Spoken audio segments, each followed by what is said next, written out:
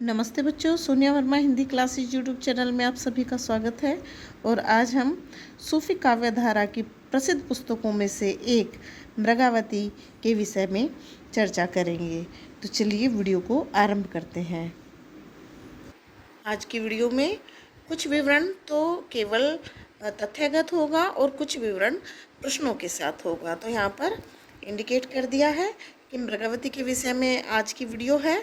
और इस प्रेमाख्यान ग्रंथ की जो रचना काल माना गया है वह 1503 या 4 माना जाता है। तो रचना काल हो गया 1503 या 4 और लेखक हैं शेख कुतुबन। तो पहला पॉइंट देख रहे हैं, मृगावती ग्रंथ में नायक व नायिका के प्रथम रूपजन्य प्रेम का निरूपण अत्यंत भावात्मक शैली में हुआ है।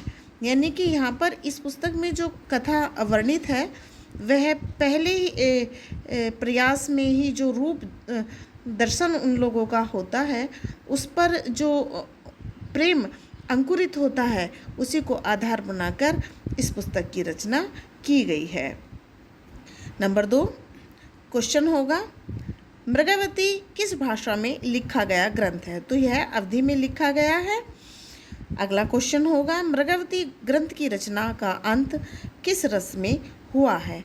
तो इस ग्रंथ का जो कथा है उसका जो अंत है वह शांत रस में हुआ है, क्योंकि दोनों जो नायिका हैं ग्रंथ की वह अपने पति के मरने पर सती हो जाती हैं।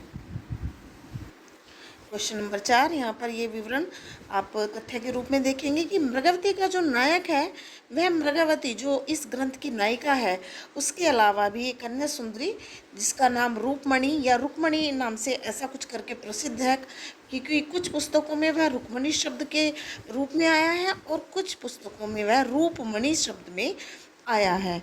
अन्य सुंदरी से भी विवाह करता है, यानी कि वह विवाहित है। क्वेश्चन नंबर 5, मृगावती कथा की जो सबसे महत्वपूर्ण काव्य रूढ़ि है जिसका प्रेमाख्यान परंपराओं में सबसे पहली बार प्रयोग हुआ है वह है कि मृगावती ग्रंथ की जो नायिका है मृगावती वह उड़ना जानती है। छठे नंबर पर हम देख रहे हैं, मृगावती ग्रंथ की दोनों नायिकाएं अंत में सती हो जाती है। मैं अभी बता भी चुकी हूँ आपको। क्वेश्चन नंबर 7 अत्यंत महत्वपूर्ण पॉइंट है, मैंने यहाँ पर इसे इंडिकेट भी कर दिया है अंडरलाइन करके। और इसका प्रश्न जो बनेगा वो है इस तरीके से भी बन सकता है कि भक्ति काल की प्रथम उपलब्ध प्रामाणिक प्रेमाख्यान रचना कौन सी मानी जाती है? तो वह शेख कुतुबन कृत मृगावती है।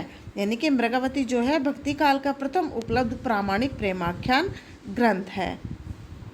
अगला प्रश्न बनेगा, शेख कुतुबन के गुरु कौन माने जाते हैं? तो संत बूढ़न शेख कुतुबन के गुरु माने जाते हैं। यहाँ पर अब दूसरा प्रश्न बनेगा, प्रेमाख्यान मृगावती की दूसरी नायिका का क्या नाम है? तो दोनों ही नामों को आप याद रखें, रूपमणि और रुक्मणी, क्योंकि विकल्प में जो भी हो आप उसे ध्यान से भर सकें। इस वीडियो के 4 पॉइंट सबसे महत्वपूर्ण हैं। उनमें से एक है कि मृगावती की जो नायिका है वह उड़ना जानती है और यह नई काव्य रूढ़ि थी काव्य ग्रंथों में, तो इसे ज़रूर याद रखें। और अब जो मैं एक 10वें नंबर का पॉइंट पढ़ा रही हूँ ये बहुत महत्वपूर्ण है कि आचार्य रामचंद्र शुक्ल ने किसको सूफी प्रेमाख्यान परंपरा का प्रथम कवि माना है? तो आचार्य रामचंद्र शुक्ल ने कुतुबन को सूफी प्रेमाख्यान परंपरा का प्रथम कवि माना है। इसे जरूर से याद रखें। 11वें नंबर के पॉइंट को देख रहे हैं, बहुत महत्वपूर्ण है। कुतुबन कृत मृगावती में किस नई काव्य रूढ़ि का प्रथम बार प्रयोग हुआ? तो इस काव्य ग्रंथ में सर्वप्रथम नई काव्य रूढ़ि का जो प्रयोग हुआ है वह है नायिका का उड़ जाना। और इसमें उड़ना मतलब वो पहले से ही उड़ना जानती है, तो ये एक नई काव्य रूढ़ि थी जो सर्वप्रथम काव्य ग्रंथ में प्रयोग की गई थी। इससे पहले किसी भी प्रेमाख्यान काव्य में ऐसी कोई बात नहीं आई थी। अब यहाँ 12 नंबर का पॉइंट भी अत्यंत महत्वपूर्ण की श्रेणी में है कि आचार्य हजारी प्रसाद द्विवेदी ने कुतुबन को सूफी काव्य परंपरा का कौन सा कवि माना है?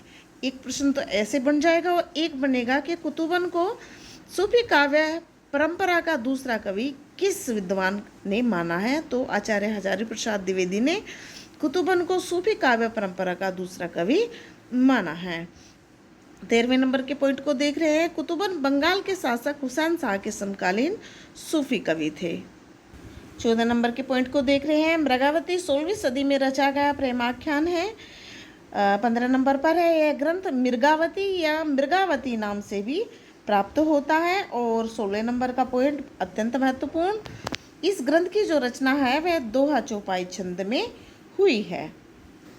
आशा करती हूँ आज की वीडियो में जो मैंने विवरण आपके लिए साथ साझा किया है वह आपके लिए अत्यंत लाभदायक सिद्ध होगा।